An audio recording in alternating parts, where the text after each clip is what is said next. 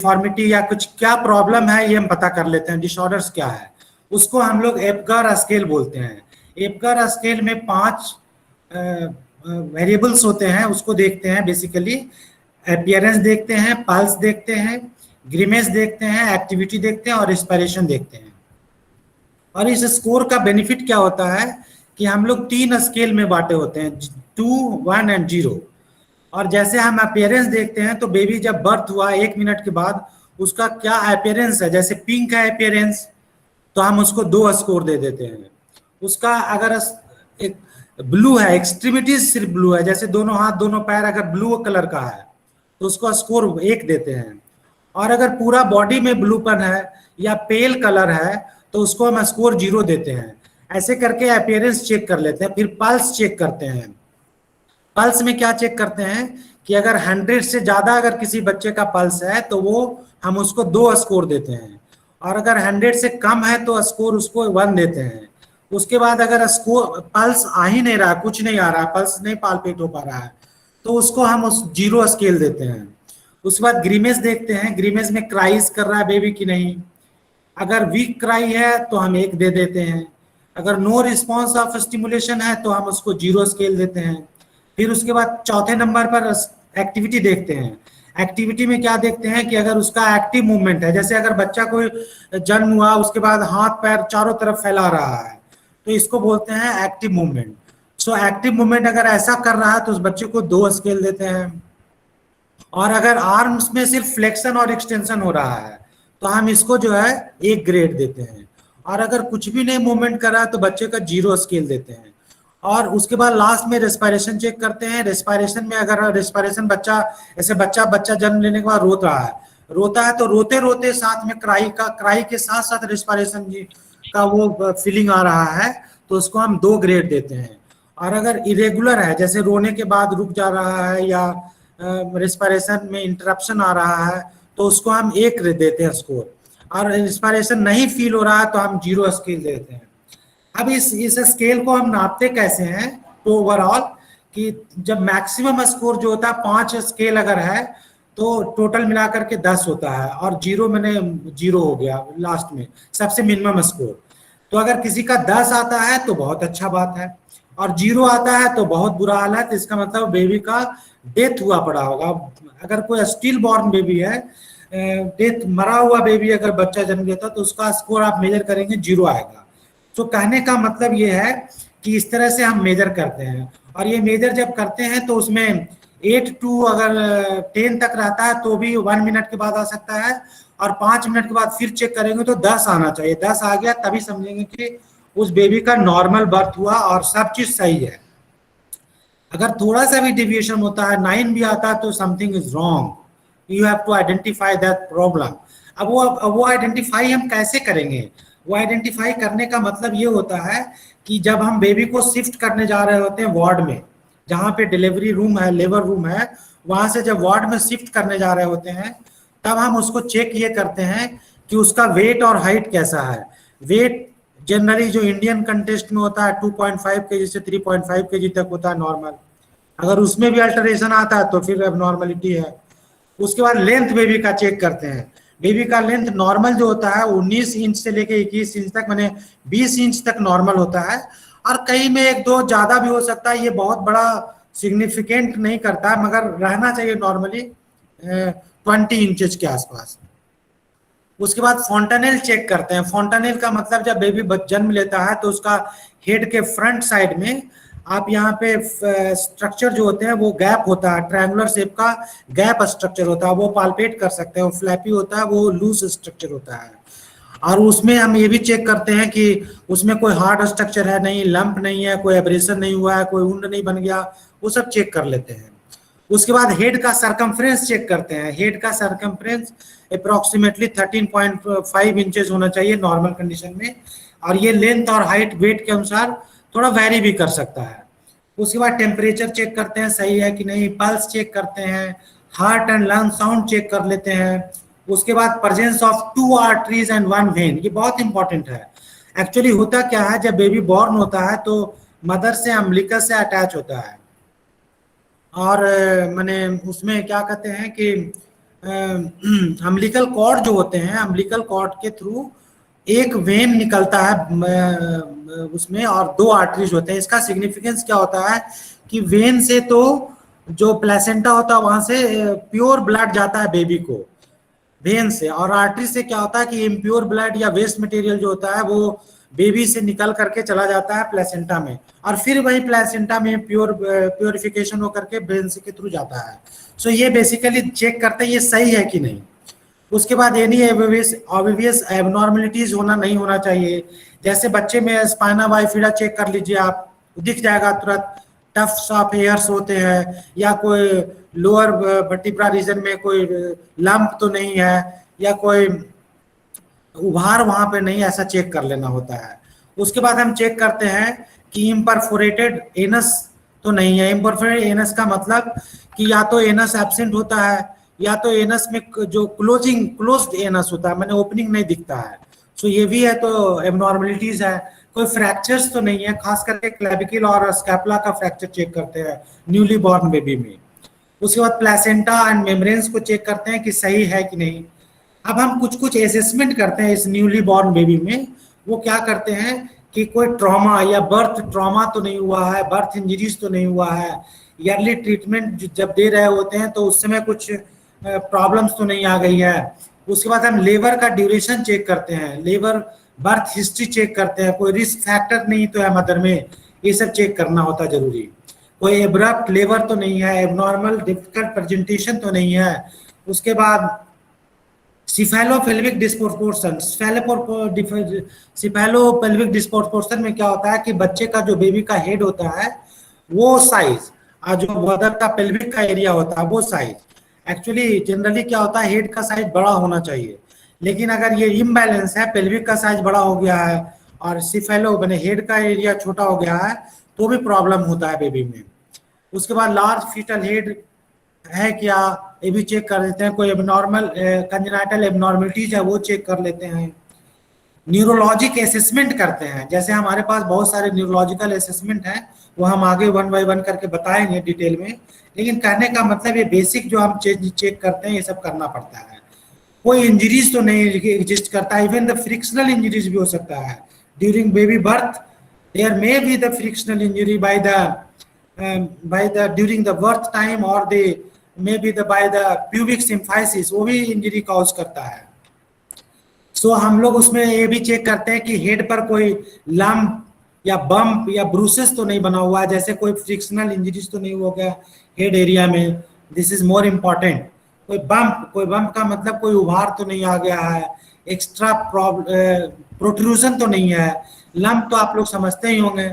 उसके बाद eyes check करते हैं, आईज में कोई पैरालिसिस तो नहीं हुआ है, फेशियल पैरालिसिस तो नहीं हुआ है, कॉर्नियल डिफेक्ट लेते हैं। और उसके बाद हम इंश्योर करते हैं कि बेबी जब न्यू बॉर्न हुआ है तो उसका जो एक्सट्रीमिटीज है वो मूव हो रहा है कि नहीं, पोजीशन सही रख पा रहा है बेबी की नहीं। मान लिया कोई बच्चा जन्म हुआ हाथ ऐसे रखा हुआ है, this again the abnormalities of the baby, या फिंगर ही मान लिया इस तरीके से रखा हुआ है डिफरेंट पोजीशन करके, नॉर्मल जैसा नहीं लग रहा है, तो that should be check by the माने expert, may be the physiotherapist, may be the paediatrician और gynaecologist, anyone can check. Assess any document symmetry by the structure, माने जो लेफ्ट साइड में कुछ अंतर आ रहा है, राइट साइड में कुछ अंतर आ रहा है, ये भी चेक करना होता है। इसी से हम लोग पता करते हैं कि इन्फेंटाइल हेमिप्लीजिया का, इसी से हम कंफर्म कर लेते हैं। सो बेबी को इन सब चेक करने के बाद हम लोग अब 24 आवर में चले जाए। अभी तक 24 आवर के पहले इतना सारा चीज चेक करना था। अब हम लोग क्या देखेंगे उस बेबी में कि 24 आवर के बाद फिर से सब चीज चेक करेंगे। क्या चेक करना होता है, उसका हेड देखेंगे। हेड में अब पर्टिकुलर एक एक पार्ट करके हम प्रॉपरली चेक करना होगा। अब हेड में हम फॉन्टेनल चेक करेंगे, पाल्पेट करेंगे, इवेलुएट करेंगे, कोई इंट्राक्रेनियल टेंशन तो नहीं है। अगर वो इंट्राक्रेनियल टेंशन है तो there may be the hydrocephalus, may be the spina bifida, may be the cephalohaematoma, तो इन सब चीजों को हम रूल आउट कर लेंगे। द हेड सरकमफ्रेंस उसका फिर से चेक करेंगे कि 13.5 इंचेस है कि नहीं। एनी डिस्मॉर्फिक फीचर्स, माने ऐसा तो नहीं है कि बच्चा जन्म लिया तो जो देखने में ऐसा लग रहा हो कि यहाँ पे कोई वार हो गया हो, या पोस्टीरियर साइड में कोई लंप बन गया हो, या लैटरल साइड में कोई लंप बन गया हो, तो ये हमको डिसमॉर्फिक, मैंने देखने में कुछ एबनॉर्मलिटीज नहीं लगना चाहिए हेड में, ये भी हम लोग चेक करेंगे 24 आवर में। उसके बाद हम आईज चेक करते हैं। आईज में क्या चेक करेंगे कि कोई स्लैंट तो नहीं है, कोई एक्स्ट्रा डिस्चार्ज तो नहीं हो रहा आई से, वाटरी डिस्चार्ज या कोई फ्लूइडल डिस्चार्ज ऐसा तो नहीं है, कोई इन्फ्लामेशनी चेंजेस तो नहीं है आई के एरिया में, ये चेक करते हैं। Year is more important. Year में खास करके जो ऑडिटरी मिएटस होते हैं उसको चेक कर लेते हैं। और देखिए ये क्या होता है कि खास करके जो ईयर का एरिया होता है, जब बेबी को हम फोर्सेप्स से डिलीवरी कराते हैं या बच्चों को पकड़ करके कुछ डिलीवरी कराते हैं, तो ये कान का एरिया में ही प्रेशर पड़ता है। तो इस तरह से खास करके जब जब कोई इंस्ट्रूमेंटल डिलीवरी कराना होता है, जो कोई रुकावट आ रही है बेबी को बर्थ होने में, तो उस समय ज़्यादा चांसेस होते हैं ईयर में कुछ प्रॉब्लम होने के, वो हम जरूर चेक करेंगे 24 आवर में। उसके बाद नोज में चेक करना होता है। नोज में जो चेक करते हैं, तो नोज में कोई इंस्ट्रूमेंट तो हम नहीं लगाते हैं या हाथ से भी नोज को नहीं पकड़ते हैं, मगर फिर भी नोज में एक चांसेस होता है, बहुत इंपॉर्टेंट है, क्योंकि जब बेबी का बर्थ होता रहता है तो नोज जो है वो प्यूबिक सिम्फाइसिस के साथ प्रेशर का चांसेस बनता है। तो जो नोज के कार्टिलेज होते हैं इसमें रप्चर होने के चांसेस होते हैं, या नोज एक तरफ मुड़ जाता है, ऐसा मैंने देखा गया कई बेबी को। तो ये हम चेक कर लेते हैं कि नोज में कोई इंजरी तो नहीं हो, कार्टिलेज डैमेज तो नहीं हुआ, ये जरूरी है। उसके बाद माउथ चेक करते हैं। माउथ में हम देखते हैं कि क्लेफ्ट लिप या पैलेट तो नहीं है, और अगर है ऐसा तो उसको हम फिंगर से चेक कर लेते हैं, और नहीं तो उसका कोई इंस्ट्रूमेंट भी है स्पैचुला, उससे भी चेक कर सकते हैं। उसके बाद नेक को हम चेक करेंगे। नेक को जब चेक करते हैं तो पाल्पेट करके चेक करते हैं, और खास करके नेक में एक बहुत इंपॉर्टेंट इधर मसल्स है, आप सब जानते होंगे, स्टर्नोक्लिडोमास्टोइड मसल। तो होता क्या है कि मैक्सिमम चांसेस होते हैं कि इसमें जब प्रेशर दे करके हम बेबी को निकालने होते हैं, तो चांसेस ऑफ द हिमेटोमा, और इसमें कुछ स्वेलिंग बनने का चांसेस होता है। सो अगर कुछ ऐसा बन गया हो तो उस पेशेंट को टॉर्टिकोलिस, या माने एक तरफ से टिल्टेड रहेगा, रोटेटेड रहेगा, पेनफुल नेक होगा, ये सब लक्षण उसमें दिखते हैं, है ना। उसके बाद जो सबसे इंपॉर्टेंट है भौतिक दिव्यांगता के लिए, फिजिकल दिव्यांगता बन जाता है पेशेंट, उसके लिए अपर लिम्ब को चेक करेंगे। अपर लिम्ब में क्या क्या चीज चेक करना है, बहुत ये खास करके सब फिजियोथेरेपिस्ट को बहुत जरूरी है जानना। इसमें हम देखिए सबसे नीचे से चलिए, हाथ से। तो हाथ में क्या चेक करना है कि नंबर ऑफ फिंगर्स आपको चेक करना है, नंबर ऑफ फिंगर्स सही है कि नहीं। लेंथ चेक करना है कि दोनों हाथों की लंबाई, जो अपर लिम्ब का लेंथ है वो दोनों बराबर है कि नहीं। उसके बाद पामर क्रीज चेक करना, इधर कोई जैसे हाथ में बहुत सारा क्रीजेस बने होते हैं, और ये क्रीजेस शो करता है बच्चे का डाउन सिंड्रोम होने का, तो ये बहुत इंपॉर्टेंट है, आप चेक करिए अपर लिम्ब में। और उसके बाद हम देखते हैं कि asymmetry and lack of the movement, मैंने ऐसा तो नहीं कि एक हाथ बहुत अच्छा से बेबी चला रहा है, दूसरा हाथ को रोक करके रखे हुए है, दूसरा हाथ बहुत अच्छा से, इसका फिंगर बहुत अच्छा चला रहा है, दूसरा का फिंगर बेबी नहीं चला पा रहा है। सो हम एसिमेट्री भी चेक करेंगे। उसके बाद हम ये देखेंगे कि बच्चे में इन्फेंटाइल हेमिप्लीजिया, बच्चे का 24 घंटे के बाद से लेकर के 1 साल तक पॉसिबिलिटी है इन्फेंटाइल हेमिप्लीजिया होने का, बहुत इंपॉर्टेंट बात है ये। चूंकि आपका फिजियोथेरेपी से ही रिलेटेड है, भौतिक दिव्यांगता से, और ये बहुत इंपॉर्टेंट है, इसको परखना समझना, तभी आप आगे ट्रीटमेंट कर पाइएगा। ट्रीटमेंट करना नहीं बहुत कठिन काम है, देख लीजिए आप सब फिजियोथेरेपिस्ट को एक टिप्स देते हैं, treatment is not more important than the identification. अगर आप आइडेंटिफिकेशन ही सही से नहीं कर पा रहे हैं, डायग्नोसिस ठीक से नहीं बना पा रहे हैं, तो ट्रीटमेंट करना ही आपका बेकार है। So first thing you have to identify, you have to diagnose, you have to clear cut condition based, आपको पहचान करना होगा कि what is the actual things. So आपको शुरू के अवस्था में ही देखना पड़ेगा। उसके बाद फ्रैक्चर का, क्लैविकल का फ्रैक्चर होना बहुत कॉमन होता है, इसको देख लीजिए। ह्यूमरस का फ्रैक्चर होना बहुत इंपॉर्टेंट है अपर लिम्ब में। सो इतना सारा देखने से हमें ये पता चलेगा कि अपर लिम्ब सही है। अपर लिम्ब अगर सही है तो इसका मतलब बेबी में चांसेस कम है प्रॉब्लम्स के। अब हम बेबी का हार्ट चेक करेंगे। हार्ट चेक में आपका ज्यादा रोल नहीं है, पेडिट्रिशियन का रोल है, गायनेकोलॉजिस्ट का रोल है, या फिजिशियन का रोल होता है, लेकिन फिर भी आपको समझना पड़ेगा कि कोई हार्ट साउंड एबनॉर्मल तो नहीं आ रहा है, कोई रेस्पिरेटरी प्रॉब्लम तो नहीं है, कॉन्जेनाइटल हार्ट डिजीजेस तो नहीं है। कॉन्जेनाइटल हार्ट डिजीज में अभी थोड़ा सा आगे हम बताएंगे, तो वो समझिएगा। उसके बाद हम एब्डोमेन चेक करते हैं। एब्डोमेन को खास करके पाल्पेट करके चेक करना होता है कि कोई ट्यूमर तो नहीं है, कोई मैंने एक्स्ट्रा जो ऑर्गन्स है जैसे खास करके लीवर, वो साइज में बड़ा तो नहीं है, ये चेक करना जरूरी होता है। ब्लैडर चेक कर लेते हैं। उसके बाद स्पाइन को हम चेक करते हैं। स्पाइन में ये चेक करते हैं कि कोई स्पाइना बाइफिडल लेजन तो नहीं है। उसके बाद वर्टिब्रल एबनॉर्मलिटीज तो नहीं है। वर्टिब्रल एबनॉर्मलिटीज आप सब समझते होंगे, खास करके जो सबसे इंपॉर्टेंट है वो स्कोलियोसिस है। स्कोलियोसिस है या जो भी और है वो सब समझ रहे होंगे आप लोग, है ना। लॉर्डोकोलिस, माने लॉर्डोसिस, काइफोसिस, ये सब चेक कर लेते हैं। उसके बाद हम जेनाइटल ऑर्गन चेक करते हैं। Genitalia is again more important. Male baby में हमको क्या देखना होता है कि हाइपोपेडियासिस देखते हैं। हाइपोपेडियासिस का मतलब ये होता है कि जो मेल में यूरेथ्रल ओपनिंग होता है खास करके, तो टिप ऑफ द पेनिस पे होना चाहिए। और ये अगर टिप ऑफ द पेनिस पे ना हो करके अगर दूसरे प्लेस पर है तो इसी को हाइपोपेडियासिस कहते हैं। ये चेक करना होता है।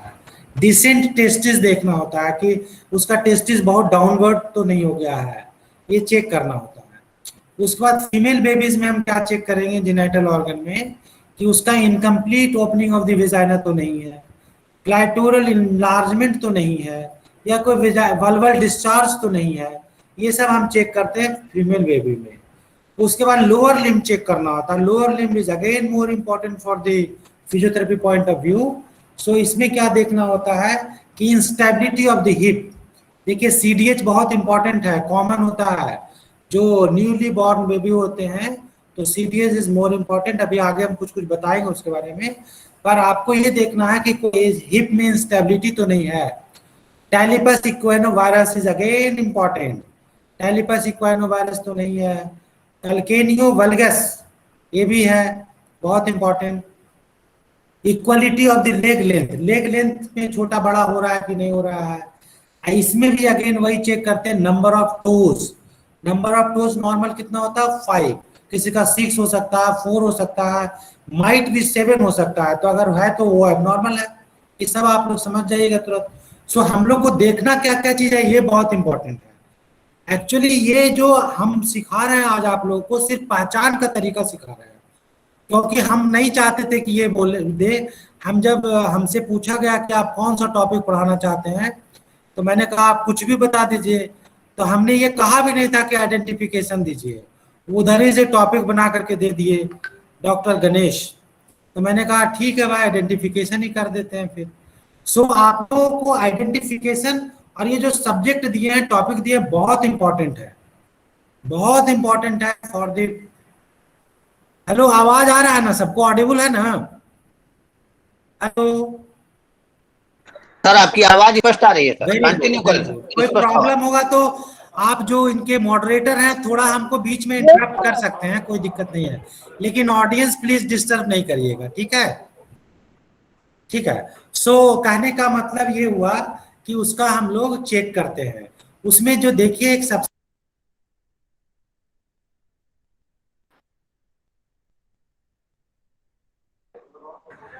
सर, आपका माइक म्यूट है।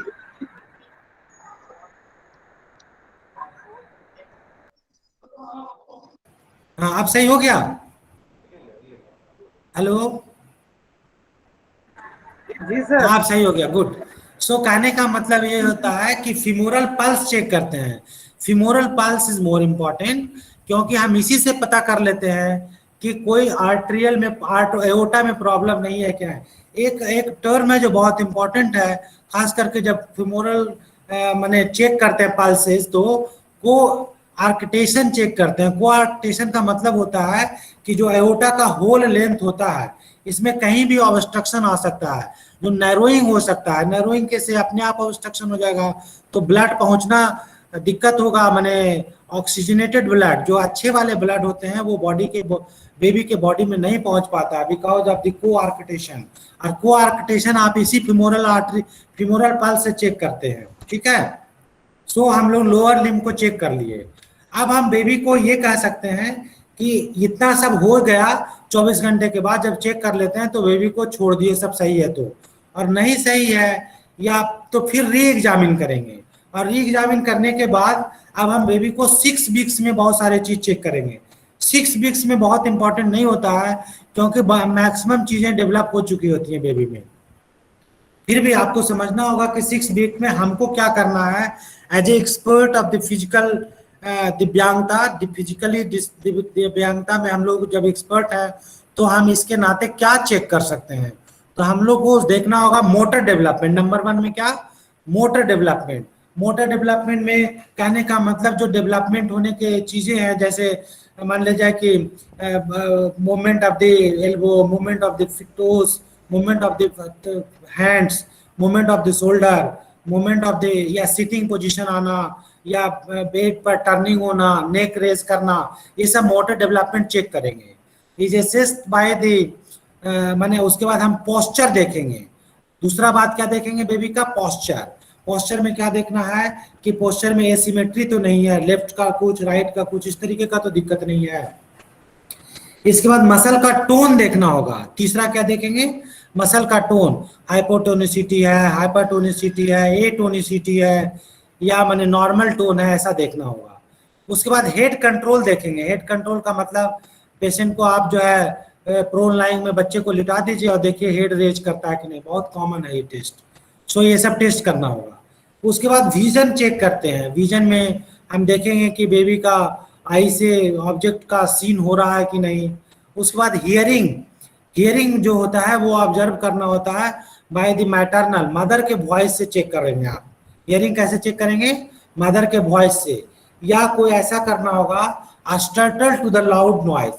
आप ऐसा करिए, कोई तेज से ताली बजाइए बच्चों के सामने इस तरीके से, तो बच्चा में क्या होगा, कुछ ऐसा होगा वो औचक जाएगा, उसको ऐसा लगेगा कि समथिंग इज गोइंग रॉन्ग, या माने अचानक से बेबी मूवमेंट करेगा, पूरा अपर लिम लोअर लिम सब जगह।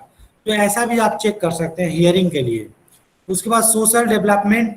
सोशल डेवलपमेंट में आप चेक करिए उसका स्माइलिंग सही आ रहा है कि नहीं, या जनरल अलर्टनेस, बेबी अलर्ट हो रहा है कि नहीं, जब आप कहा कुछ बोल रहे हैं तो आपके तरफ ध्यान दे रहा है कि नहीं। जैसे कई बार मदर उसको खेलने के लिए ऑब्स्टिकल देना चाहते हैं तो मदर की तरफ उसका ध्यान नहीं जाता है बेबी का। So these are the social incomplete social development. So ये आपको चेक करना होगा। अब हम 1 बाय 1 करके इतना सारा आपको असेसमेंट करना था, वो सबसे इंपॉर्टेंट है, इतना जरूर आप सबको जानना चाहिए था। अब इतना जानने के बाद हम 1 बाय 1 थोड़ा थोड़ा सब कंडीशन के बारे में बताते हैं कि हर कंडीशन में आपको क्या देखना है। जैसे बेबी को, जब आप न्यूली बॉर्न बेबी है तो सबसे इम्पॉर्टेंट जो प्रॉब्लम होता है जो न्यूरोलॉजिकल, खास करके हमको दो डिसऑर्डर्स पे ध्यान देना होगा। Number 1 neurological disorder and number 2 orthopaedic disorder. तो हम एक एक डिसऑर्डर करके हम एक एक का हम अब डिस्कस करते हैं, जितना संभव हो सके हम बताने का प्रयास करेंगे। बाकी कुछ जरूरत होगा तो नेक्स्ट टाइम जब भी आपको मौका मिलेगा तो हम कर देंगे आप लोग का फुलफिल। तो कहने का मतलब, जैसे सबसे पहले आप सेरेब्रल पाल्सी पर आइए। सेरेब्रल पाल्सी एक ऐसा कंडीशन है जिसमें नॉन प्रोग्रेसिव डिसऑर्डर होता है, और नॉन प्रोग्रेसिव डिसऑर्डर होता है caused by the irreversible damage of the developing brain। ये सब आप लोग जानते हैं डेफिनेशन। कहने का मतलब कि जो इसमें डिसऑर्डर होते हैं नॉन प्रोग्रेसिव होना चाहिए, और इरिवर्सिबल मतलब कहने का मतलब अगर एक बार डैमेज हो गया पार्ट ऑफ द ब्रेन का तो वो कभी भी रिपेयर नहीं होता है।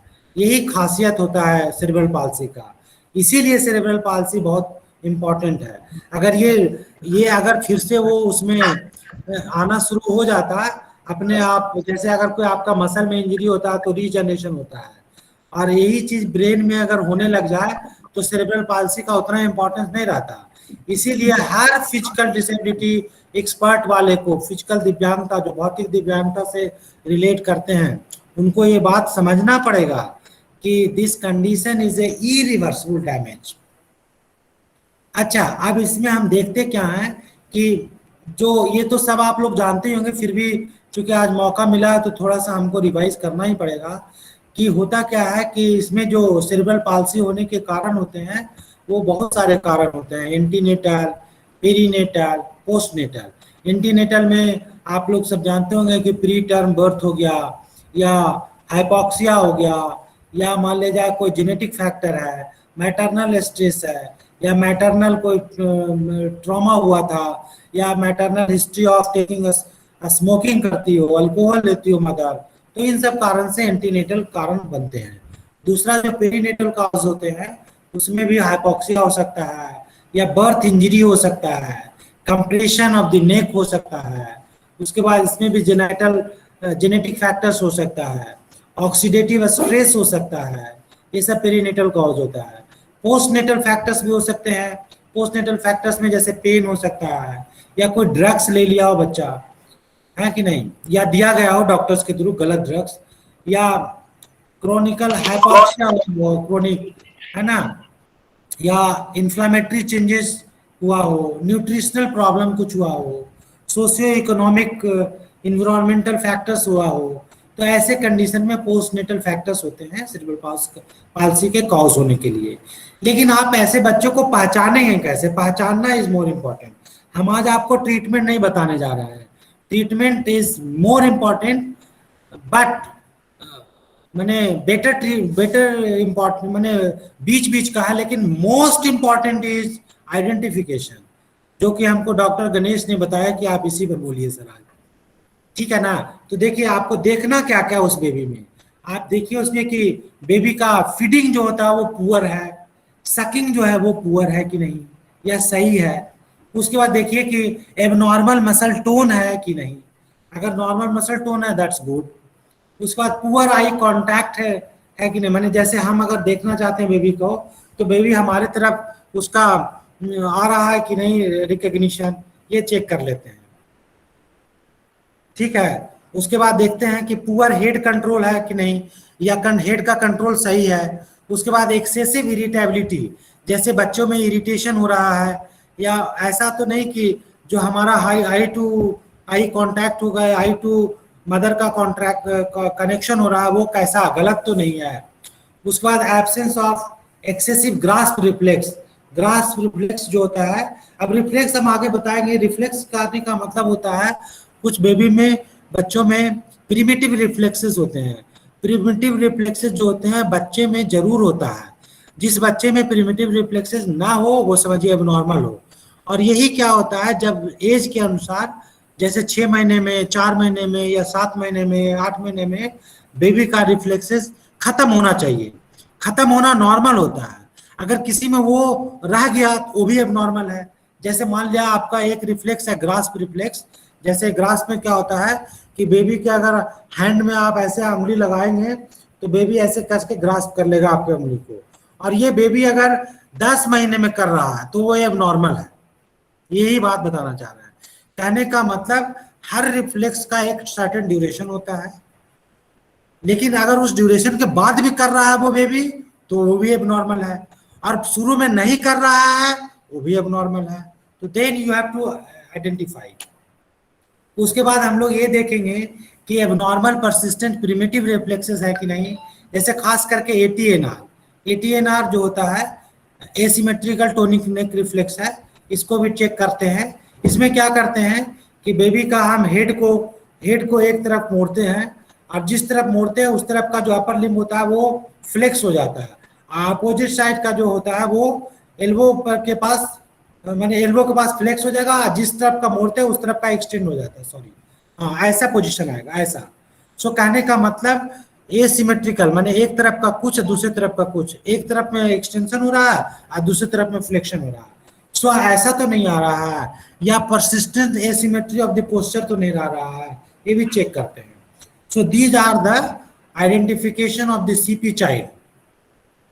अगर सुन लीजिए, अगर आप 24 घंटे में या 1 महीने में 2 महीने में बेबी को आप पहचान लेते हैं तो आप समझ लीजिए कि अगर ईयरली आइडेंटिफिकेशन हो गया है तो आप 90% ठीक कर ले जाएंगे, 90%।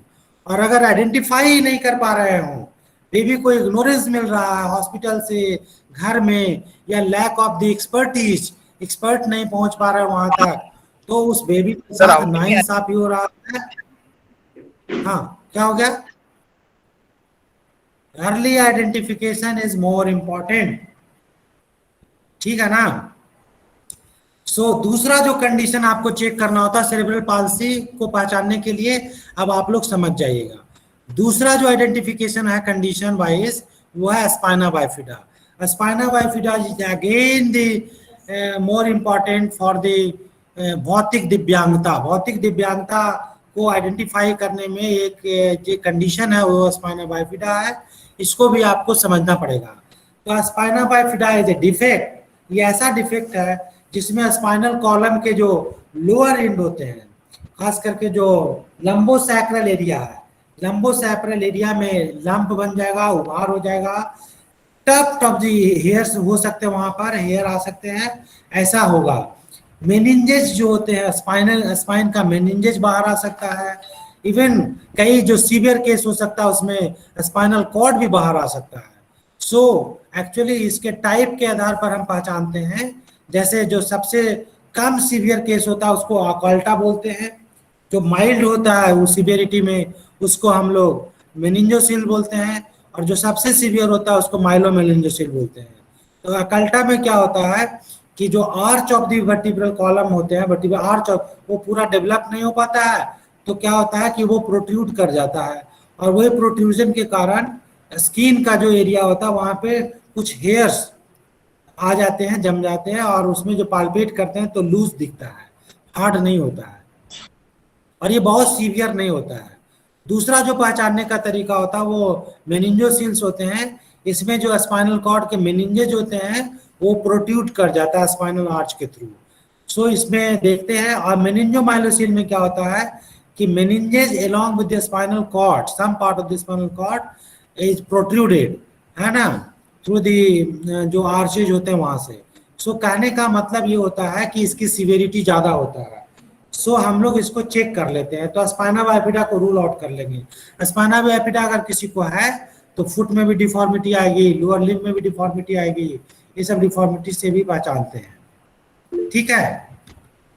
सो कहने का मतलब नेक्स्ट जो प्रॉब्लम आता है भौतिक दिव्यांगता के बाद संबंधित में, वो होता है हाइड्रोसिफेलस।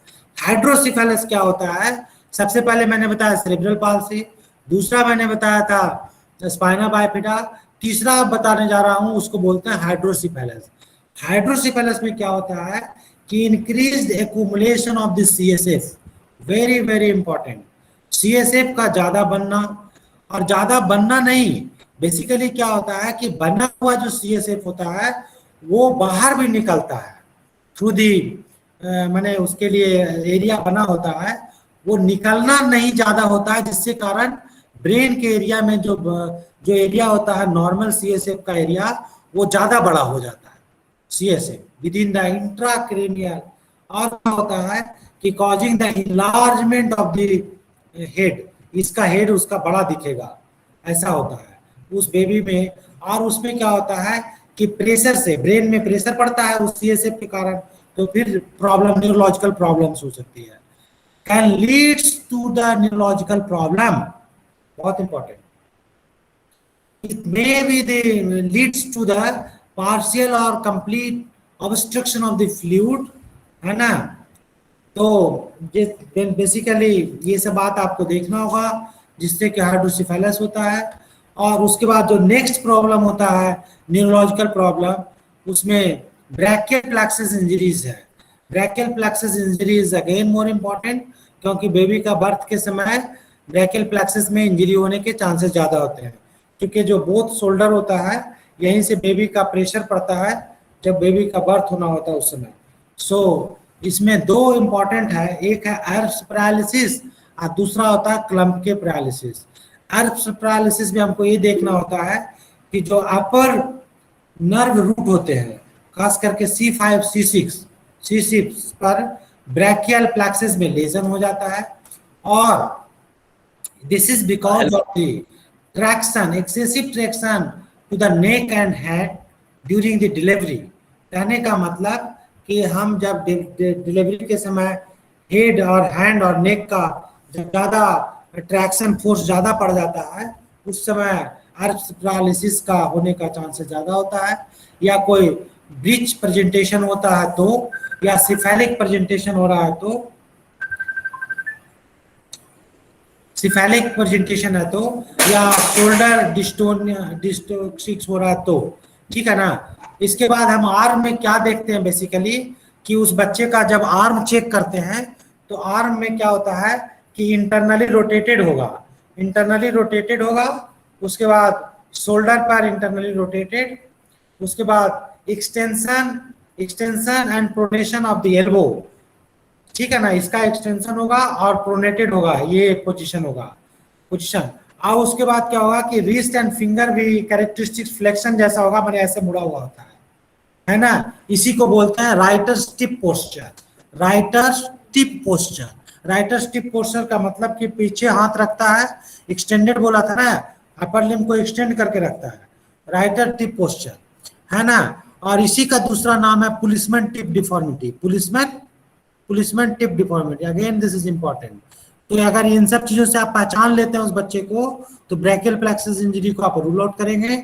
जैसे रूल आउट होगा ब्रैकियल प्लेक्सस इंजरी, तो ब्रैकियल प्लेक्सस इंजरी का आप ट्रीटमेंट करेंगे, इंटरवेंशन करेंगे, तो इसमें भी बहुत चांसेस है सुधार होने का। अब होता क्या है कि जब किसी को एल्प्स पैरालिसिस होता है तो इसमें deltoid muscle, infraspinatus muscle, biceps muscle, है ना, सुपिनेशन, ब्रैकियोरेडियलिस मसल्स और extensor of the wrist of fingers, ये सब के मसल वीक हो जाते हैं, पैरालिसिस हो जाते हैं, तो हम इससे पहचान लेते हैं, ठीक है ना। मसल्स पर तो आपका पूरा कमांड होना ही चाहिए। Being a physiotherapist, being a expert of the, मैंने कहने का मतलब भौतिक दिव्यांगता, लोकोमोटर माने गामक विकलांगता, गामक आप दिव्यांगता वर्ड बोलिए। अगर ऐसे को में आपको एक्सपर्टीज रहना है तो आपको ये आइडेंटिफाई करना, मसल्स पर कमांड बहुत जरूरी है, ठीक है ना। दूसरा जो प्रॉब्लम होता है वो होता है क्लम्प के पैरालिसिस। क्लम्प के पैरालिसिस में क्या होता है कि damage of the lower nerve root, lower nerve root का मतलब होता है C7, C8 और T1 माने ये ब्रैकियल प्लेक्सस का इंजरीज है। इसमें क्या होता है कि paralysis affect the intrinsic muscle of the hand. Intrinsic muscle of the hand में आप पढ़े होंगे कि थीनर मसल होते हैं, है ना, थीनर मसल होते हैं, हाइपोथीनर मसल होते हैं, लुम्ब्राइकल्स होते हैं। ये सब मसल्स में अगर पैरालिसिस होगा तो क्या होगा वो आप समझ लीजिए। तो क्या होता है कि इसमें ग्रास्प रिफ्लेक्स इज एब्सेंट। क्यों? जब ये सब प्रॉब्लम होगा तो हम ग्रास्प में अभी आपको बताए थे कि जैसे यहाँ पे फिंगर रखते थे तो बेबी का ऐसे फिस्ट बना लेता था। अब ये बेबी फिस्ट नहीं बना पा रहा है because of the thinner muscle paralysis, ये सब मसल में पैरालिसिस है, and that is because of the clump के पैरालिसिस।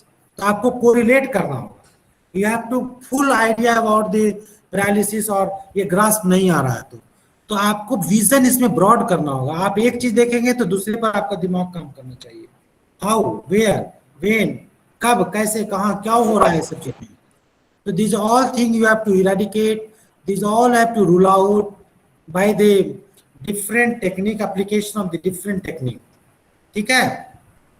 इसके बाद हम डिफरेंट टाइप का न्यूरोलॉजिकल असेसमेंट करते हैं और एग्जामिनेशन करते हैं। खास करके हम लोग रूटिंग रिफ्लेक्स देखते हैं। रूटिंग रिफ्लेक्स क्या होता है कि हम चिक्स पर इसका फिंगर रखते हैं।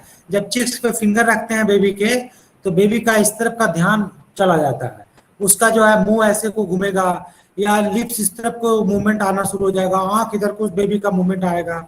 सो कहने का मतलब हम उसको रूटिंग रिफ्लेक्स कहते हैं। इस तरह से सकिंग रिफ्लेक्स होता है। सकिंग रिफ्लेक्स में क्या होता है कि जैसे बेबी का जो बोतल का निपल होता है दूध पीने वाला, उसको अगर हम यहाँ पे लिप्स पे रखेंगे तो उसको सक कर लेगा बेबी। तो कहने का मतलब सकिंग रिफ्लेक्स चेक करते हैं, ग्रिपिंग रिफ्लेक्स चेक करते हैं। उसके बाद टो कर्लिंग में क्या कहते हैं, फुट का टोज जो होता है उसके नीचे जैसे ही हम इस तरह से फिंगर यहाँ पे रखेंगे तो फुट का टोज भी ऐसे बेबी बना देगा। फुट की बात कर रहे हैं, है ना, फिंगर नहीं, टोज में भी ऐसे होता है, उसको टो कर्लिंग बोलते हैं। मोरो रिफ्लेक्स इज मोर और less with the help of sound. जब देते हैं बेबी को तो वो वही स्टार्टल होता है, बेबी में ऐसा लगता है कि उसमें हाथ पैर ऐसे ऊंचा नीचा हो गया दिख रहा है, ठीक है ना। गैलेंट रिफ्लेक्स में क्या करते हैं, गैलेंट रिफ्लेक्स आप लोग को जानना चाहिए, ये भी इंपॉर्टेंट है। बेबी को हम एक हाथ पर ले लेते हैं, प्रोन लाइन में ऐसे उठाते हैं उल्टा लिटा करके, और स्पाइन के एक तरफ हम उसको पाल्पेट करते हैं या उसको स्ट्रोक करते हैं। तो जब बेबी को हम एक तरफ स्ट्रोक करेंगे तो बेबी का जो हैंड का मूवमेंट है या उस तरफ का झुकाव आ जाएगा बेबी का, जिधर को स्पाइन के एक तरफ, जैसे इधर को करेंगे तो बेबी का झुकाव इधर आ जाएगा, अगर इस तरफ करेंगे तो इसी को बोलते हैं बैलेंट रिफ्लेक्स। सो इन सब चीजों को हम न्यूरोलॉजिकल असेसमेंट करना जरूरी है, और ये सब बेबी में present, these are the primitive reflexes. समझ गए आप लोग? और ऐसे करके चेक करके ही आप उसको आइडेंटिफाई कर सकते हैं कि बेबी सही है या नहीं है, या जो भी है ऐसे करके आइडेंटिफाई कर लेंगे। ठीक है ना? अब हम आप लोग बताते हैं कि जो मस्कुलोस्केलेटल प्रॉब्लम्स क्या क्या होते हैं। ये सब था न्यूरोलॉजिकल प्रॉब्लम। अब हम लोग को ये देखना है कि उस बेबी में माने ऑर्थोपेडिक, माने कहने का मतलब कि खास करके जो मस्कुलोस्केलेटल माने बोन और मसल से रिलेटेड क्या क्या चीज डिफॉर्मिटी होता है, हाउ वी विल आइडेंटिफाई। तो इसका आइडेंटिफाई करने का तरीका नंबर 1, सबसे पहले आप देखिए कि बेबी में congenital dislocation of hip है कि नहीं। Number 1, congenital hip dislocation is more common.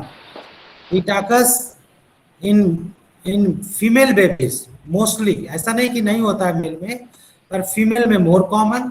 इसका रीजन जो होता है ब्रीच प्रेजेंटेशन या फर्स्ट बेबी, है ना। उसके बाद हिस्ट्री, जैसे हम हिस्ट्री में पूछेंगे उसके मदर फादर से कि उन लोगों को भी ऐसा था क्या, अगर ऐसा है तो चांसेस बढ़ जाएगा। तो कहने का मतलब कि हिस्ट्री से भी हम इसको आइडेंटिफाई कर सकते हैं। इसके बाद हम इसका एग्जामिनेशन करते हैं। Examination with the help of 2 test बहुत इंपॉर्टेंट है इसमें, ऑर्टोलानी टेस्ट और बार्लोस टेस्ट कहते हैं। बार्लोस टेस्ट एंड ऑर्टोलानी, इसको थोड़ा सा समझा देता हूँ। वैसे तो ये ऑर्थोपेडिक सर्जन लोग करते हैं, लेकिन बीइंग ए फिजियोथेरेपिस्ट या बीइंग ए आपका भौतिक जो एक्सपर्टाइजेशन है भौतिक दिव्यांगता में, उसको समझने के लिए ये दो चीज़ों को आपको समझना जरूरी है। आप क्या करिए, बेबी को सुपाइन लाइन में लिटा दीजिए। अब बेबी को सुपाइन लाइन में लिटा करके आप कॉच पे बेबी को लिटाइए, और अपने थेरेपिस्ट होगा वो खड़ा रहेगा स्टैंडिंग पोजीशन में। और क्या करना है कि बेबी का हिप और नी दोनों को 90 डिग्री पर मोड़ दो, जब और एक हाथ को उसका नी पे पकड़ना है और दूसरा हाथ में जीटी ग्रेटर ट्रोकैंटर का जो हिप का माने फीमर का ग्रेटर ट्रोकैंटर वहां पे रखना है, और उससे स्टेबलाइज करना है पूरे पेल्विस को दूसरे हाथ से। तो हम देखेंगे कि जो डिसलोकेट हो रहा है, एक साउंड आएगा पॉपिंग और पेन होगा पेशेंट को, तो इसका मतलब ये बार्लोस टेस्ट था, पॉजिटिव हुआ। और अगर किसी का ऐसा पॉजिटिव हुआ है तो ऑर्टोलानी टेस्ट करते हैं, इसका रिवर्स करते हैं। रिवर्स में क्या होता है कि उसको जो बाहर आ गया होता है हेड ऑफ द फीमर, उसको हम अंदर कर देते हैं, मैंने प्रेशर से अंदर कर देते हैं, तो वो ऑर्टोलानी टेस्ट होता है। तो कहने का मतलब इन दोनों टेस्ट से हम उसको रिड्यूस करते हैं और ये पता भी करते हैं कि इसका सीडीएच है कि नहीं। सो ये इंपॉर्टेंट है, ठीक है ना, congenital dislocation of the hip. दूसरा जो ऑर्थोपेडिक प्रॉब्लम होता है उसको बोलते हैं आर्थ्रोग्राफोसिस मल्टीप्लेक्स कंजेनाइटा। इसमें क्या होता है कि कैरेक्टरिस्टिक जो होता है जॉइंट स्टिफनेस, नंबर 1 में क्या, जॉइंट स्टिफनेस एंड डिफॉर्मिटी होगा बहुत सारे में, जैसे अपर लिम्ब में भी हो सकता है, लोअर लिम्ब में भी हो सकता है, हैंड में भी हो सकता है, शोल्डर जॉइंट में भी हो सकता है, या नी जॉइंट कहीं पर भी हो सकता है। और ये कहता है कि ऐसा क्यों होता है, because of the muscles and nerve supply imbalance. जिस जॉइंट में नर्व सप्लाई प्रॉपर होना चाहिए, हर जॉइंट में proper supply of the nerves, blood vessels और मस्कुलर बैलेंस बनाने के लिए मस्कुलर कार्टिलेजिनस लिगामेंट सब बांध करके रखता है, तो इसका इम्बैलेंस होता है बेसिकली।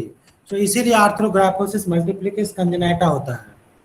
और इसमें क्या होता है, रिजल्टिंग इन द, इसमें फाइनली हमको रिजल्ट क्या मिलता है कि मोर और लेस जॉइंट पर मसल्स में कॉन्ट्रैक्चर डेवलप होने लग जाता है। और ये ऐसा नहीं है कि बेबी के जन्म के बाद होता है, ये मे बी द इंट्राइन पोजीशंस में भी हो सकता है, मदर के एब्डोमेन में या बूम में उस समय से शुरू हो जाता है ऐसा पोजीशन। तो कहने का मतलब ये भी आपको आइडेंटिफाई करना होगा कि आर्थ्रोग्राफोसिस मल्टीप्लिकेस कंजेनाइटा है कि नहीं। इसके बाद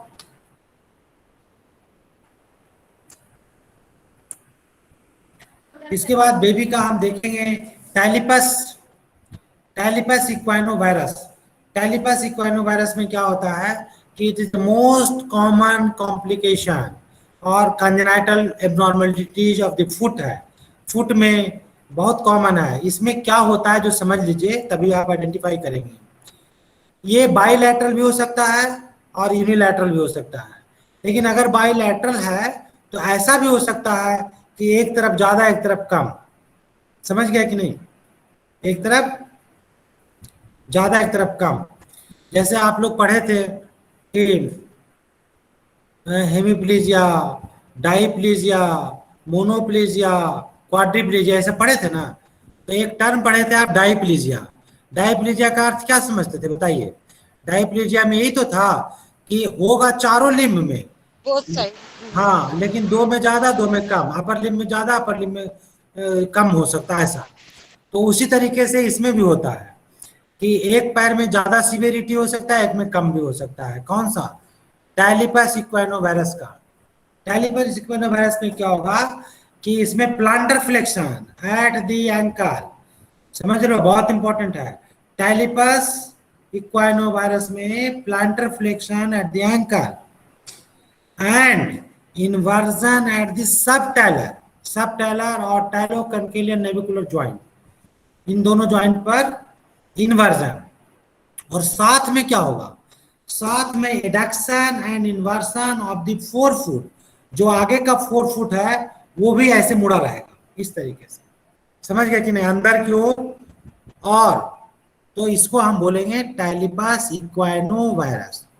इसी का रिवर्स जो होता है उसको बोलते हैं टैलिपस कैल्केनियोवैल्गस।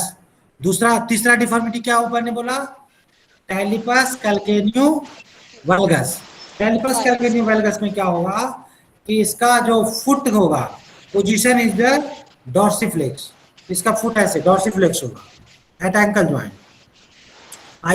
ई वर्जन मतलब बाहर की ओर खुला होगा।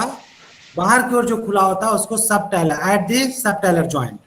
सो कहने का मतलब कि ये दोनों deformity is more important. Congenital deformity है, ऑर्थोपेडिकली डिसेबिलिटी है और पहचानना है आपको। इसके बाद हम देखते हैं कि पेशेंट में टॉर्टिकोलिस और खास करके स्टर्नोक्लिडोमास्टोइड मसल्स है ना, नेविकल के पास। हाँ, नेक के पास। Very good. और इसमें क्या होता है कि हीमेटोमा बनने का चांस होता है। और इसका जो कोई ओरिजिन हमें पता नहीं होता पहले से। ऐसा नहीं कि कोई रीजन एग्जैक्ट पता चल जाए, तो कुछ भी रीजन हो सकता है। लेकिन ऐसा मानते हैं कि जब बेबी का बियर बॉर्न होना होता है उसी समय यहाँ पे कंप्रेशन हुआ है, जिसके कारण हीमेटोमा बना होता है और उस मसल्स में बर्थ ट्रॉमा हुआ होता है। तो हम ऐसे कह सकते हैं। और इसके में क्या होता है, होता क्या है, हम पहचानेंगे कैसे? वो बेबी जो होगा ना, जब आप देखने जाएंगे उस बेबी को, जैसे अभी 5 दिन का बेबी आप देखने गए, तो बेबी का जो नेक होगा वो ऐसे एक तरफ टिल्टेड होगा, रोटेटेड होगा ऐसे। देखिए इस तरीके पोजीशन से, तो आप तुरंत समझ जाइएगा। मैंने बेबी का टिल्टेड होना चाहिए और रोटेटेड ऐसे, अपोजिट साइड में फेस। जिधर को मुड़ा है हेड, उसके अपोजिट साइड में हेड ऐसा। समझे कि नहीं बात को? सो इसको राइट नेक भी बोलते हैं, टॉर्टिकोलिस भी बोलते हैं।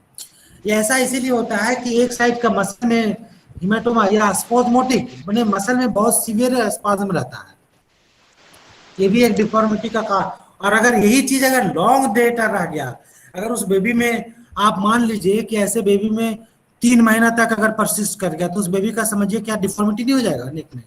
तो इसीलिए और ऐसे केस में तो ईयरली आइडेंटिफिकेशन ही सब चीज है भाई। अगर किसी को पहचान में नहीं आया ऐसे बेबी में कि ये तो डिफिकल्ट पोजीशन है, अच्छा चलिए अगर किसी का ज्यादा है तो आप इजीली देख के पहचान लेंगे। किसी में 3 डिग्री 5 डिग्री है तब कैसे पहचानेंगे? तो इसी के लिए तो कहते हैं, इसी में तो आपका एक्सपर्टाइजेशन होना चाहिए। आप 50 बेबी को देख के रहिए तो आपको अनुभव हो जाएगा कि हाँ जी इसका तो टॉर्टिकोलिस है, स्टेनोक्लिडोमास्टोइड में डिफिकल्टी आ रहा है, इधर का हेड अपोजिट साइड से ठीक नहीं हो रहा। तो अगर इसको आप पहचान गए तो आपको समझिए 100% ठीक होने वाला है। ये ऐसा बीमारी है कि आप अगर पहले पहचान गए तो इसमें तो आप 100%, 1% भी गैप नहीं छूटेगा। तो इसीलिए इंपॉर्टेंस है early identification. Early identification in this case is more important than the treatment. आप आइडेंटिफिकेशन इसको 3 महीने में करिए और ट्रीटमेंट करते रहिए, ठीक नहीं होगा, आप कितना भी जोर लगा लीजिए। तो कहने का मतलब कुछ केसेस ऐसे होते हैं जिसमें ईयरली आइडेंटिफिकेशन एक की फैक्टर होता है, जैसे ये स्टेनोकार्डियोमास्टोइड का ट्यूमर। अच्छा, एक चीज और ध्यान देना है, जो ट्यूमर बनता है, ये ट्यूमर जब बनता है किसी का तो कोई जरूरी नहीं है, आप ये भी ध्यान रखना होगा, आपको थोड़ा सा नॉलेज आपको सबको बढ़ाना भी पड़ेगा। That may be the malignant और नॉन मैलिग्नेंट। अगर मैलिग्नेंट है तो और खतरनाक है भाई, उसके लिए फिर आपको बहुत माने कॉन्शियस होकर काम करना होगा। नॉन मैलिग्नेंट है तो आप कुछ भी कर लीजिए, ठीक हो जाएगा बेबी। समझ गया कि नहीं? इसके बाद कुछ कॉमन प्रॉब्लम्स हैं, वो हमारा एरिया तो नहीं है, वो भौतिक दिव्यांगता से संबंधित नहीं है, लेकिन फिर भी बीइंग एज ए एक्सपर्ट जब हम उस एरिया में घुसने जा रहे हैं, मान लीजिए आइडेंटिफिकेशन करने के लिए, तो बेसिक नॉलेज होना चाहिए, हमारा ये मानना है। तो आप लोग भी सीखिए मेरे साथ। एक होता है respiratory distress syndrome. Respiratory distress syndrome में क्या होता है, माने ये other than the physical disabilities, कहने का मतलब जो न्यूरोलॉजिकल और ऑर्थोपेडिक्स के अलावा भी कुछ जानना चाहिए। तो एक होता है, उसको रेस्पिरेटरी डिस्ट्रेस सिंड्रोम बोलते हैं। ये एक्चुअली ऐसे क्या होता है ऐसा कि जो लंग्स में सरफेक्टेंट होते हैं, सरफेक्टेंट पूरा मैच्योर नहीं होता है, द एरिया ऑफ द जो ऑक्सीजन का माने एक्सचेंज होना होता है, वो एरिया उतना बड़ा नहीं मिल पाता उस बेबी में, माने डेवलप नहीं हो पाता है ना। और ये इसीलिए होता है बेसिकली कि बेबी का प्री मैच्योर बेबी बर्थ हो जाता है। जैसे किसी का अगर 9 महीने में बेबी बर्थ होना है तो उस बेबी का क्या होगा बताइए? अगर 8 महीने में बेबी बर्थ हो गया तो क्या होगा? वही तो होगा प्री मैच्योर। और ऐसे केस में क्या होता है, उस बेबी का यही सरफेक्टेंट डेवलप नहीं कर पाता है। अगर सरफेक्टेंट डेवलप नहीं करेगा तो ऑक्सीजन एक्सचेंज नहीं करेगा, ऑक्सीजन एक्सचेंज नहीं करेगा तो वो बेबी का कलर खराब हो जाएगा, कलर खराब हो जाएगा तो आप सोचते रहेगा, अरे भाई क्या हो गया क्या हो गया। सुनिए, तो ऐसे बेबी को ठीक रखने के लिए उस बेबी में एक स्टेरॉइड डाल देता है डॉक्टर लोग, और जैसे स्टेरॉइड डालता है तो ऑक्सीजन सरफेक्टेंट कैपेसिटी बढ़ जाता है। देखिए, तो ये तो खैर डॉक्टर का काम था, लेकिन आपको जानना चाहिए कि कैसे ठीक कर देता आखिर इसको। एक स्टेरॉइड दे देगा ठीक हो जाएगा, समझे कि नहीं बात को? So you have to understand this things infants में। और अगर ऐसे नहीं, और ये खास करके किसको ऐसे होता है ये भी समझिए। अगर कोई मदर डायबिटिक है, सुन लीजिए, कोई मदर डायबिटिक है, उसको ऐसा होने के चांसेस है। इसीलिए डायबिटिक मदर में मोर और लेस चांसेस है कि सरफेक्टेंट होगा ही होगा, कम होगा। तो इसीलिए तो लोग डरते रहता है कि डायबिटिक मदर नहीं होना चाहिए, डायबिटिक मदर नहीं होना चाहिए। वो क्यों? Because of this reason. समझे कि नहीं बात को? और ऐसा कब हो सकता है? जब बेबी ट्विंस होगा, जैसे 2 बच्चा अगर किसी का हो रहा है, तो खासकर जो सेकंड दूसरा वाला बच्चा जन्म होता है उसमें ज्यादा चांसेस होता है, सेकंड ट्विंस। समझे कि नहीं बात को? समझ गए ये? तो कहने का मतलब ये सब बात आपको समझना पड़ेगा। और भी ऐसी कंडीशंस होते हैं, वो भी समझिए। उसमें क्या, जैसे निमोनिया है, निमोनिया भी आपको समझना पड़ेगा, है ना। ये तो हम लोग पढ़ते थे कि भाई न्यूमोकोकस बैक्टीरिया के कारण निमोनिया होता है, बात सही है, लेकिन बेबी में थोड़ा डिफिकल्ट होता है। डिफिकल्ट क्यों होता है कि ये क्यों बढ़ता है, जैसे बच्चों में क्यों चांसेस ज्यादा है निमोनिया के, इसका रीजन समझिए। ये मैं थोड़ा सा समझा देता हूँ, इसका तो मैं एक्सपर्ट नहीं हूँ, लेकिन फिर भी जितना जानता हूँ उतना समझाता हूँ। देखिए, होता क्या है कि जब बच्चों में न्यूट्रिशन होता था, जब मदर में था बेबी, तो होता क्या है, जब अभी जन्म नहीं हुआ तब की बात कर रहा हूँ, तो होता क्या है कि जो वेन्स होते हैं उसमें जो अम्बिलिकल कॉर्ड के थ्रू, वेन्स के थ्रू जो प्योर ब्लड होता है वो जाता है। अब क्या होता है, या जो भी अम्बिलिकल कॉर्ड के थ्रू कनेक्शन रहता है बेबी का, और चारों तरफ से एमनियोटिक फ्लूइड रहता है जिससे न्यूट्रिशन मिलता है।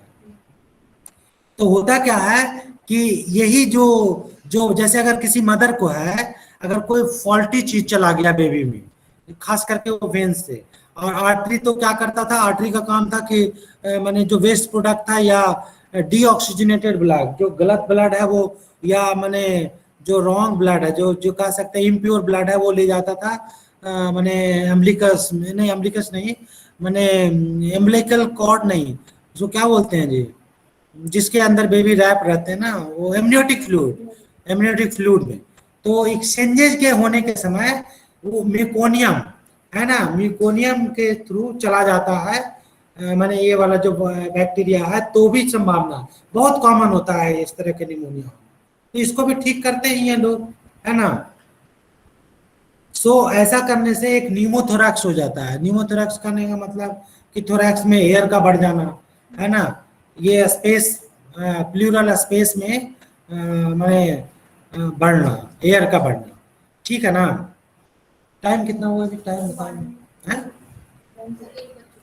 1 बज चुका, वो 1 बज चुका है, तो अभी 5 मिनट और टाइम लेते हैं, उसके बाद आपको टाइम देता हूँ। ओके, सो हम लोग जो क्या करते हैं कि इसके बाद जैसे हम देखते हैं कार्डियोवैस्कुलर डिसऑर्डर्स देखते हैं कि उसको कंजेनाइटल हार्ट डिफेक्ट्स है कि नहीं। टेट्रोलॉजी ऑफ फॉलोआउट बहुत इंपॉर्टेंट है, ये कंजेनाइटल डिफेक्ट है। टेट्रोलॉजी ऑफ फॉलोआउट में क्या होता है कि ये बर्थ डिफेक्ट है, जितने भी तरीके का, जैसे खास करके जो सेप्टल डिजीज है, या मान लिया जाए कि जो 4 चैम्बर्स होते हैं उसमें ब्लड का मिक्सिंग हो जाना, या डिफेक्ट मैंने ब्लड का, इम्प्योर ब्लड का प्योर ब्लड में चल जाना, प्योर ब्लड का इम्प्योर ब्लड में चला जाना, या मान लिया जाए एओर्टल डिफेक्ट है, एओर्टल डिफेक्ट भी है। तो इन सब चीज़ों में जो खास करके बर्थ के समय, तो इसी को टेट्रोलॉजी ऑफ फॉलोआउट बोलते हैं। तो बेबी का फिर डेवलपमेंट ठीक नहीं होगा हार्ट का, और उसमें फिर बाद में डिफेक्ट आएगा। इसी तरीके से कुछ एबनॉर्मलिटीज होती हैं, जैसे जेनेटिक डिसऑर्डर होता है, क्रोमोजोमल एबनॉर्मलिटीज, ये बहुत इंपॉर्टेंट है। क्रोमोजोमल एबनॉर्मलिटीज में जैसे एक होता है autosomal recessive disease. Autosomal recessive disease में क्या होता है कि जो 2 जीन्स होते हैं, एक्चुअली जनरली एक ही जीन्स नॉर्मल जीन्स होते हैं, लेकिन जब 2 जीन्स हो जाते हैं तो वो एक जीन्स म्यूटेंट जीन्स होता है। अब म्यूटेंट जीन्स जो होता है वो रिसेसिव जीन्स कहलाएगा, और जो दूसरा नॉर्मल वाला जीन्स है, ये जब बच्चा होगा तो इसमें क्या होता है कि उसी को बोलते हैं ऑटोजोमल रिसेसिव। जैसे इसका एक एग्जांपल है, उस बच्चे में सिकल सेल एनीमिया होगा। Very good, sickle cell anaemia, समझ गया कि नहीं बात को। सो कहने का मतलब ऑटोजोमल रिसेसिव डिजीज बहुत इंपॉर्टेंट। दूसरा इसी तरह से डाउन सिंड्रोम होता है। डाउन सिंड्रोम में क्या होता है कि एक जो 26 नंबर का जो क्रोमोजोम्स होता है, ये एक और एक्स्ट्रा रहता है, डुप्लीकेसी है कि नहीं। तो इसको 21 माने भी बोलते हैं, 21 क्रोमोसोम क्या डिफेक्ट भी बोलते हैं ऐसा। तो कहने का मतलब डाउन सिंड्रोम भी होता है, ये क्रोमोसोमल एब्नॉर्मलिटीज है। Dwarfism, dwarfism is again the माने कंजेनाइटल एब्नॉर्मलिटीज, और इसमें क्या होता है ना, बेबी का जो हाइट होता है, मैक्सिमम हाइट 4 फीट तक होता है, उससे बड़ा नहीं हो पाएगा। इसमें हार्मोनल इम्बैलेंस होता है, बेसिकली हार्मोनल थेरेपी कर सकते हैं, नथिंग कैन डू। उसके बाद टर्नर सिंड्रोम होता है। टर्नर सिंड्रोम भी ये भी होता है, क्रोमोसोमल एब्नॉर्मलिटीज है। इसमें क्या होता है कि जो एक्स क्रोमोजोम होता है, ये फीमेल में होता है बेसिकली। फीमेल में जो एक्स क्रोमोजोम होता है ये एब्सेंट होता है, और जब एब्सेंट होगा तो साथ में जो जो जो कैरेक्टरिस्टिक्स होते हैं फीमेल का, जैसे ब्रेस्ट का नहीं होना, ऐसे ये सब चीज दिखेगा। सो कहने का मतलब इससे हम पहचान लेते हैं। सो टर्नर सिंड्रोम हो गया। और भी बहुत सारे डिफेक्ट हो सकते हैं, बर्थ डिफेक्ट, जैसे बच्चे का स्किन देख लीजिए, स्किन में एलोपेसिया हो सकता है, एक्जिमा हो सकता है, उसमें है ना, डर्मेटोमायोसाइटिस हो सकता है, सोरियासिस हो सकता है, ये सब डिफेक्ट हो सकता है। इसके अलावा हमारे तरफ से आज का सेशन इतना से ज़्यादा तो नहीं हुआ है। अब आप लोग की तरफ से कोई क्वेश्चन है तो बोलिए, दैट्स ऑल। हमारे बहुत तरफ से बहुत इतना धन्यवाद काम सर। काफी था। आज विषयगत और अनुभव से युक्त आपका व्याख्यान निश्चित ही हमारे सभी प्रतिभागियों की श्रेष्ठ ज्ञानवर्धन का एक प्रमुख स्रोत रहा है सर। अगर हमारे किसी प्रतिभागी का समय को देखते हुए केवल एक प्रश्न मैं चाहूंगा कि अगर किसी प्रतिभागी का हो तो एक प्रश्न सर के समक्ष रखें, अन्यथा हम लोग कार्यक्रम के अगले पायदान धन्यवाद ज्ञापन और MHRH की तरफ बढ़ेंगे। सर क्वेश्चन आने से पहले एक हमारा सजेशन ये है कि जब प्रोग्राम खत्म हो जाएगा तो जो हमारे पार्टिसिपेंट्स हैं सर, इनको एक सर्टिफिकेट जरूर दे दीजिए, और उससे उनका आगे कुछ प्रोग्राम आपके यहाँ जब करेंगे तो इनका मनोबल थोड़ा बूस्टअप रहता है। आदरणीय ऐसा डॉक्टर चूंकि सूरज कुमार मेरे सर, पास, डॉक्टर हाँ सूरज कुमार सर, मैं आपके संज्ञान में लाना चाहूंगा सर, आपका जो हमारे लिए सुझाव है वो श्रेष्ठवत है, लेकिन सर हम लोग लगभग 2 सालों से जो भी कोविड-19 के अंतर्गत ऑनलाइन कार्यक्रम किए हैं सभी का सर्टिफिकेशन हमने किया हुआ है, दैट्स और वंडरफुल, भी दैट्स वंडरफुल, हमारे दैट्स साथ जितने भी लोग जुड़ते हैं सभी का हम सर्टिफिकेशन करते हैं। अब मैं कार्यक्रम की अगली वंडरफुल। कड़ी में बढ़ते हुए आदरणीय श्री अमित कुमार सर को आमंत्रित करता हूं कि आप आए और MHRH के बारे में हमें बताते हुए इस कार्यक्रम में धन्यवाद ज्ञापन करें। आदरणीय Shri Amit Kumar sir. Thank you sir, thank you doctor Suraj sir. मैं Amit Kumar, occupational therapist, CRC Lucknow से। Thank you so much sir for a wonderful presentation regarding identification of early paediatric disorder. आपका एक्सपर्टाइज आज इस वेबिनार में हम लोग को दिख रहा था कि आपकी कितनी लंबी एक्सपर्टाइज है फिजियोथेरेपी के फील्ड में। इसके लिए बहुत बहुत थैंक यू सर। मैं सभी पार्टिसिपेंट्स के साथ आज एक इंफॉर्मेशन शेयर करने वाला हूँ। एक mental health rehabilitation helpline government of India, ministry of disability affair, ministry of social justice and empowerment के द्वारा ये मेंटल हेल्थ हेल्पलाइन जो 24/7 चलाया जा रहा है, जिस हेल्पलाइन का नंबर है 1800-599-0019।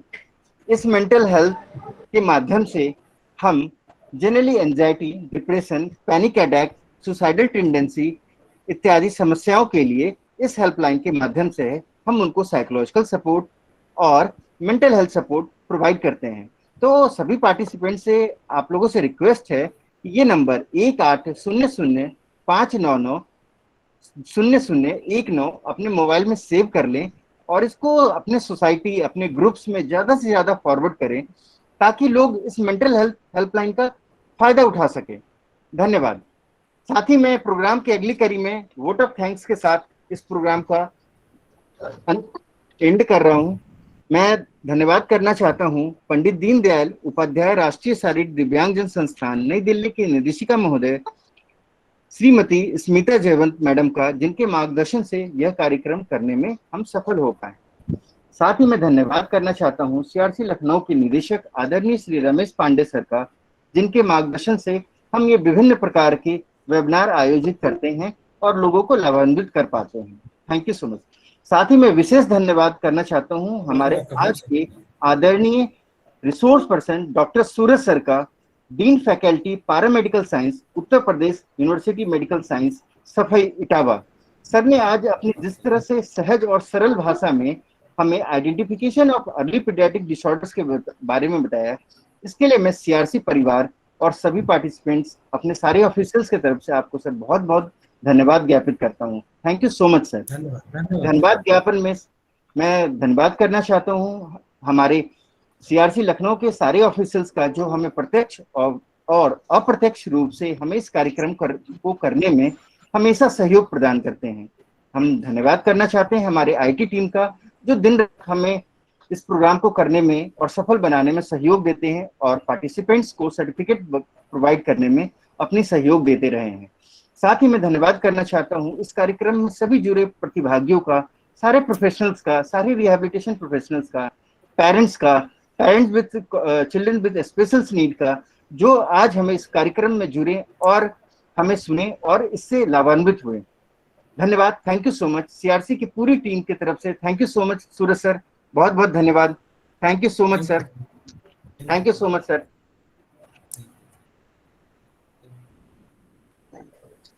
बहुत बहुत धन्यवाद सर।